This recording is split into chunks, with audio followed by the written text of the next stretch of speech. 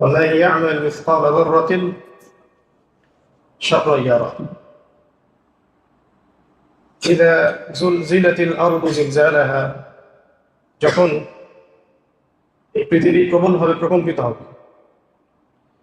ক্ষুদ্র একটা নমুনা আমরা সকালে আজ করেছি আর কি। ধারণা যারা এটা সাক্ষী তারা ওই মুহূর্তে নিজের নফস ছাড়া অন্য কারোর কথা চিন্তা করে নাই। ইল্লা মাশা আল্লাহ।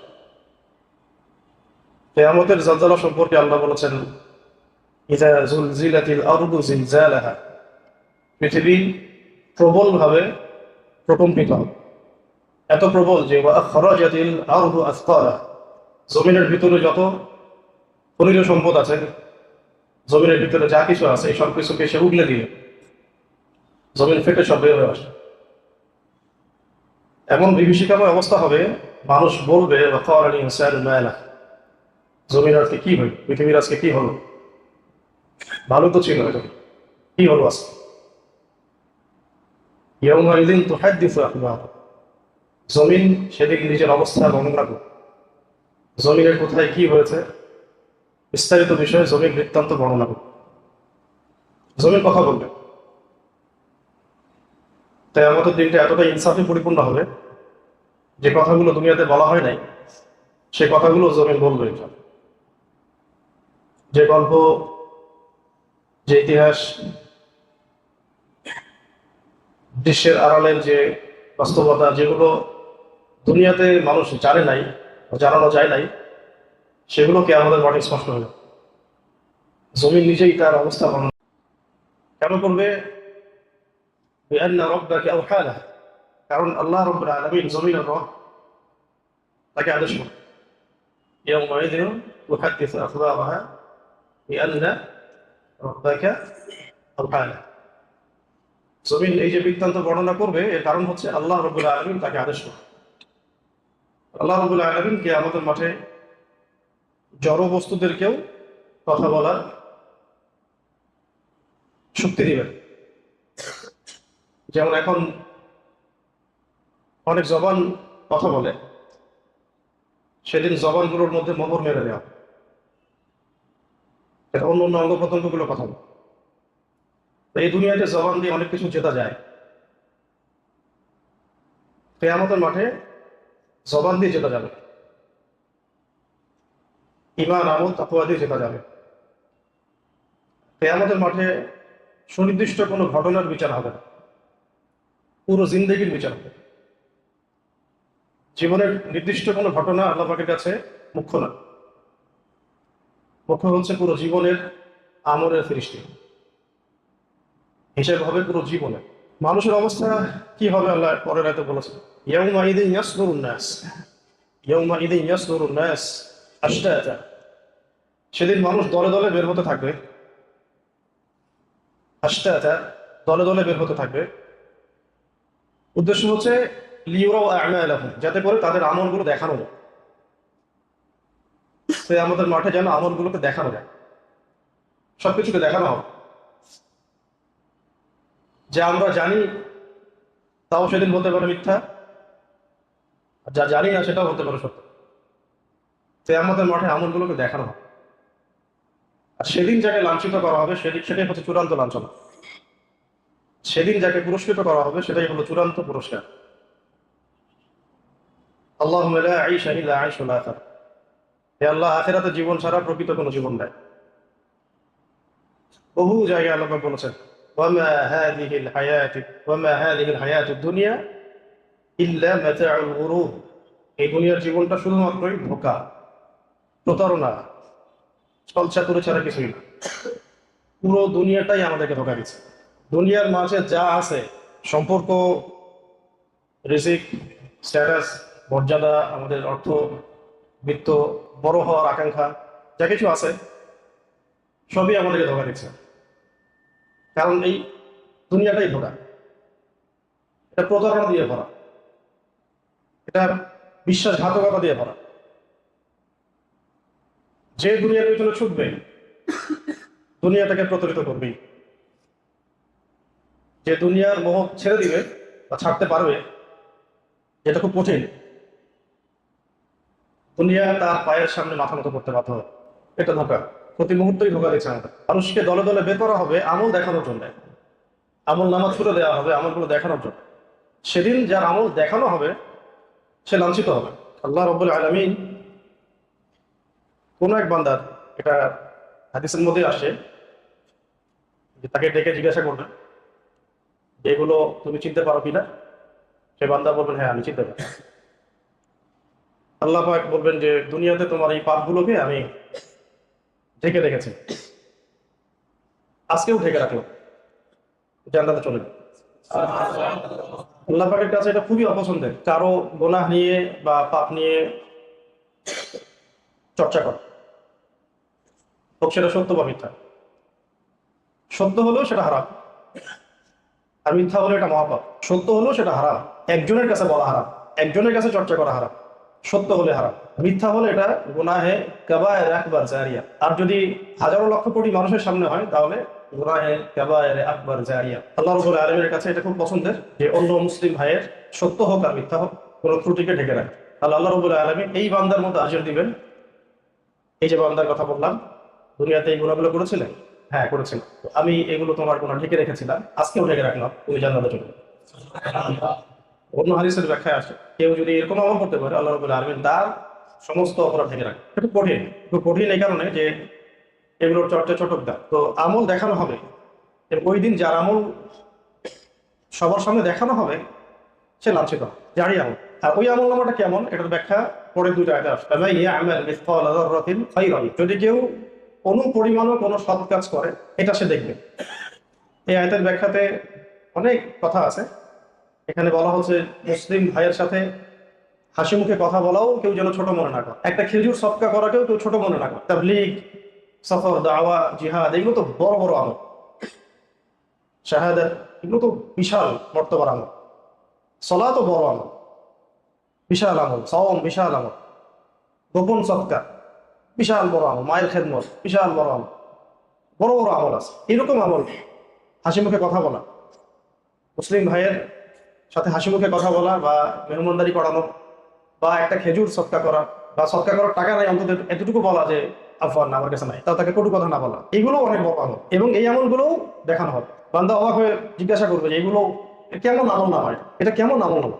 লা ইউগাদিরু সগীরাতান ওয়ালা কাবীরা ইল্লা আহসাহা ওয়া ওয়াজাদু মা আমিলু হাদিরা। সূরা কাহফের মধ্যে আল্লাহ বলেছেন, আজকে যারা পড়েছেন তারা হয়তো বুঝতে পারবেন যে আমল নামা যখন দেখানো হবে কিয়ামতের মাঠে, মানুষ বলবে এটা কেমন আমল না, এখানে তো ছোট আর বড় কোনো কিছুই বাদ যায় না, সব লেখা আছে।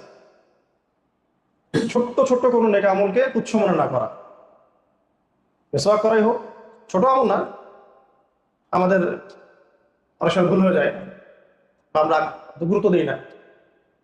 ঘুমানোর আগে দোয়া, ছোট্ট একটা দোয়া, তো গুরুত্ব দিই না।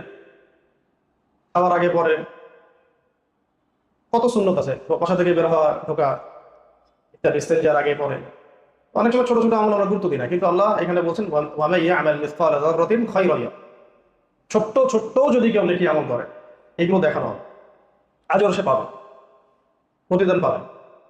ওয়া মান ইয়া'মাল মিসকালা যাররাতিন খায়রান ইয়ারা, সরি ফামান ইয়া'মাল মিসকালা যাররাতিন খায়রান ইয়ারা ওয়া মান ইয়া'মাল মিসকালা যাররাতিন শাররান ইয়ারা।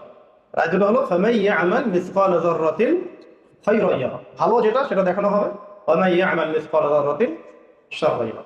ছোট ছোট যদি কোনো গুনাহের কাজ হয় এটাও আমলনামায় থাকবে, দেখানো হবে। তবে তবে যদি দুনিয়ার জীবনেই সেগুলো থেকে বান্দা তওবা করে দেয়, পরিশুদ্ধ হয়ে যায়, ছেড়ে দেয়, তাহলে সে আমলের অস্তিত্ব আমলনামায় থাকবে। সেটা কবিরা গুনাহ হোক আর সগীরা গুনাহ, কাবায়ের হোক অথবা সগীরা গুনাহ হোক, যদি জীবিত অবস্থায় বান্দা এগুলো তওবা করে নেয় তাহলে এগুলো দেখানো হবে না ইনশাআল্লাহ, এগুলোর অস্তিত্ব থাকবে।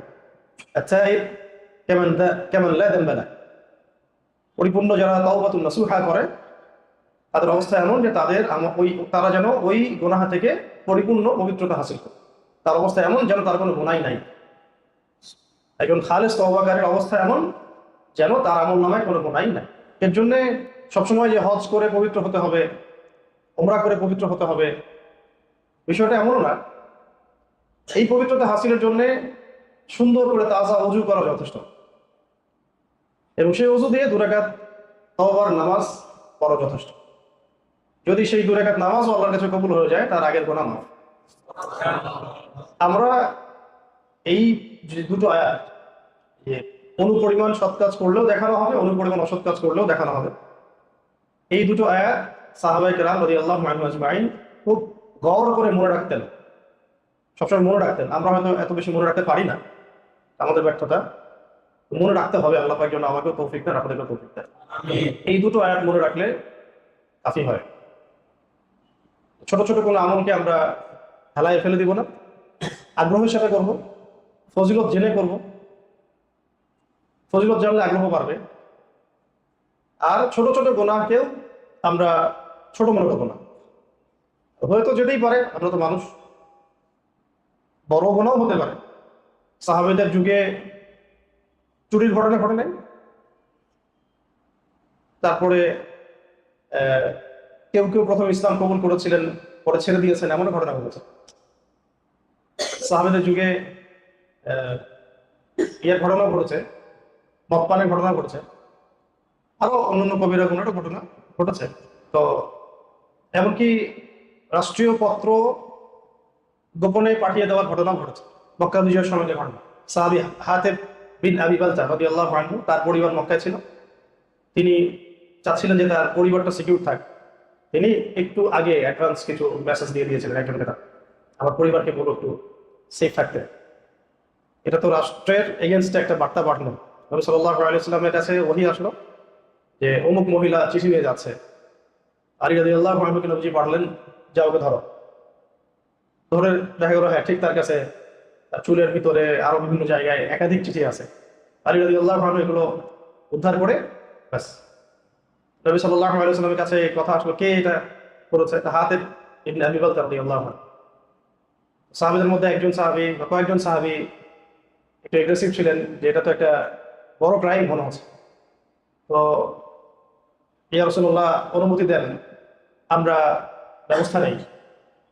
নবী সাল্লাল্লাহু আলাইহি ওয়াসাল্লাম কি বলেছেন শোনেন। তিনি বলেছেন যে তাকে ছেড়ে দাও।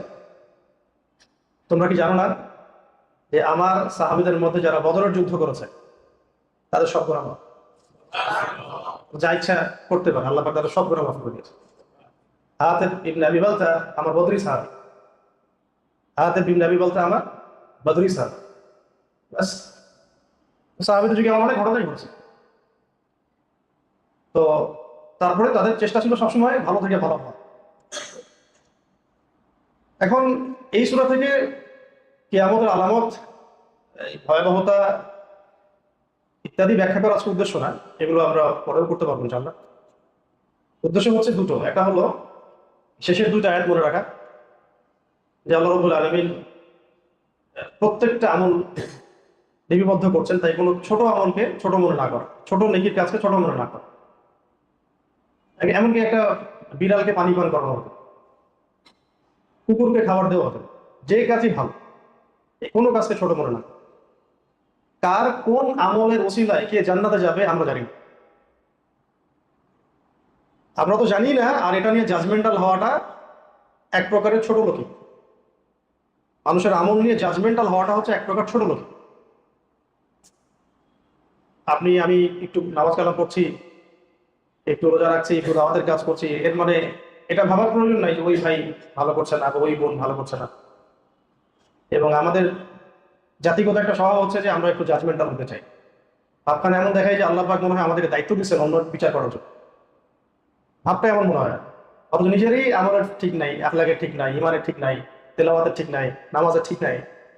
ওই আমল নামা উন্মোচিত হলে কি হবে সেটা তো কিয়ামতের মাঠে দেখা যাবে।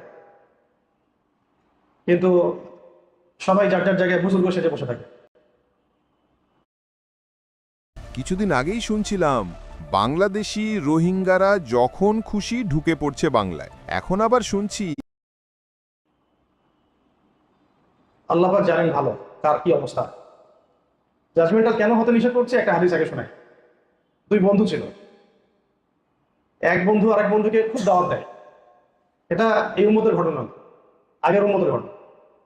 দাওয়াতের এক পর্যায়ে সেই বন্ধু এই দাওয়াত কবুল করে না, সংশোধন হয় না, ইসলাহ হয় না। একদিন বলে বসলো সেই বন্ধু যে আল্লাহ তোকে কখনো মাফ করবে না। তোকে এত দাওয়াত দিই, এত বুঝাই, তোর কথা শুনিস না, আল্লাহ তোকে কখনো মাফ করবে না। এমন কথা আমাদের সমাজে অহরহ হলো, না বললেও ভাবে এটা প্রকাশ হয়। তো সেই বন্ধু মারা গেল, ইন্তেকাল করলো, ওই বন্ধু ইন্তেকাল করলো, আল্লাহ পাক দুজনকে একসাথে জড়ো করছে বারজাখে। তুমি তার সম্পর্কে মন্তব্য কেন করেছিলে? আমি আর রহমান আর রহিম আরহামুর রহিমিন, আমি কাকে মাফ করব, কাকে করব না, কাকে দয়া করব, কাকে করব না, এটা আমার গায়রতের ব্যাপার, আমার সম্মানের ব্যাপার, আমার শানের ব্যাপার। তুমি আমার শান নিয়ে কথা বলা কেন? যাও, তোমার ওই বন্ধুকে মাফ করে দিলাম, তুমি জাহান্নামে যাও, তোমার বন্ধু জান্নাত যাও। ওই যে বন্ধুকে বলা হয়েছে তোকে আল্লাহ কখনো মাফ করবে না, সেই বন্ধু জান্নাতে গেছে। আর যে বন্ধু বলছে যে, ওই যে বলছে তোকে আল্লাহ কখনো মাফ করবে না, ওকে আল্লাহ জাহান্নামে পাঠাচ্ছে। একটা সেন্টেন্সের কারণে তার সারা জীবনের আমল ধ্বংস হয়ে গেছে। একটা কাজের কারণে সারা জীবনের আমল ধ্বংস হয়ে গেছে। এমন বহু কাজ আছে যেগুলো সারা জীবনের ভালো কাজ নষ্ট করে দেয়। ইসলাম থেকে বের হয়ে যাওয়া, মুরতাদ হয়ে যাওয়া, ইমান ভঙ্গকারী কথা বলে ফেলা, ইমান ভঙ্গকারী কাজ করে ফেলা, এমন অনেক কাজ আছে। এগুলো নিয়ে ইনশাআল্লাহ আমরা পরে আলোচনা করবো। এমন অনেক ছোট বিষয় আছে যেগুলো আমাদের আগের আমলগুলোকে নষ্ট করে দেয়। আল্লাহ পাক এই ধরনের কাজ থেকে আমাদেরকে হেফাজত করে, জাজমেন্টাল না হওয়া,